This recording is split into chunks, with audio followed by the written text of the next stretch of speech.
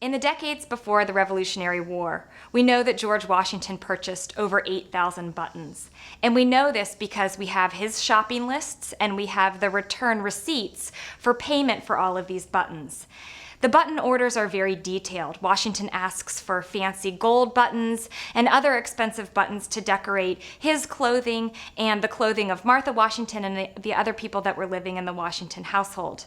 However, most of these buttons that he was buying were destined for the garments of the enslaved people who were living and working around the mansion. There was one type of button that's only purchased just once by George Washington, and this is a type of button called a linked button or a sleeve link. Today we would call them cuff links.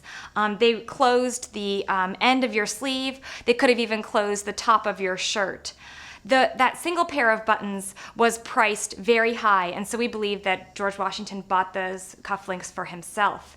However, excavations in the House for Families slave quarter revealed nearly 8 buttons of this linked variety that we think that enslaved people were purchasing on their own, or perhaps trading for. Now, how did they have money to enter stores to begin to do shopping on their own? Well, they were given a little bit of time at the end of the day or on Sundays to do some gardening or to raise chickens.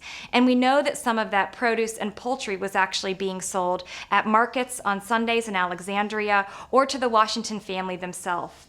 And so with these few coins, they might have gone to a local store and purchased some buttons to decorate their clothing that would have made them stand out within the enslaved community.